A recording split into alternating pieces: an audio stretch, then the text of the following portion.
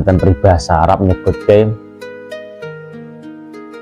sedaya menungso niku gadah keburukan, gadah keawonan, gadah masa lalu yang tidak layak untuk diceritakan. Nggih Pak Bu nggih. Menungso mesti duwe keelekan, kabeh menungso kejaba Kanjeng Nabi. Wis terus malih. Nek masa lalu tidak patut untuk diceritakan keburukan yang jenengan, mongko ciptakan masa depan jenengan untuk membuat jenengan bahagia. Mulai detik niki diukir akeh nandur kebaikan, nandur wirid, ora akeh istiqomah.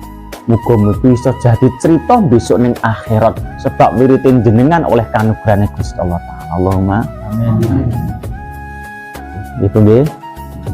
Dewi dan saiki duwe amal duwe wirid gitu. Tidak akan duwe wirid gawe pensiunan besok ning akhirat. Ora sang ngarep-arep saiki ning donyane, dene ning donya penak berarti iku lagi bonus. Besok bayarane tenan. Allahumma shalli ala Muhammad.